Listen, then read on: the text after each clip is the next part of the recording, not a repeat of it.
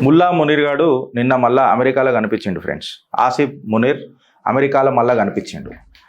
ఇప్పుడు అమెరికాలో వాడు కనిపించిండు అని అంటే ఏముంది గిరీష్, వాడు కొత్తగా బిచ్చగాడు కదా పోయిండొచ్చు అని అంటే అట్లా కాదు ఫ్రెండ్స్.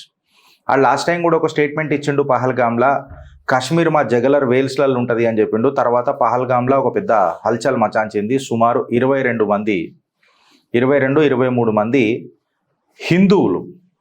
హిందువులను బలి తీసుకున్నారు.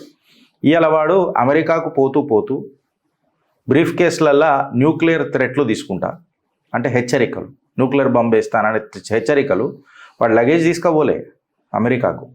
న్యూక్లియర్ బాంబు వేస్తా లేకపోతే న్యూక్లియర్ బాంబు వేసి చంపుతా అని చెప్పి న్యూక్లియర్ థ్రెట్లు తీసుకోవండి బ్రీఫ్ కేసు.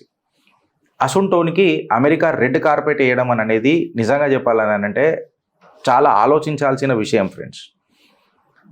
థింగ్స్ చాలా చేంజ్ అవుతున్నాయి, జియో పొలిటికల్ సిచ్యువేషన్స్ బాగా చేంజ్ అవుతున్నాయి. భారత్ చాలా అప్రమత్తంగా ఉండాలని చెప్పి విశ్లేషకారులు మాట్లాడుతున్నారు.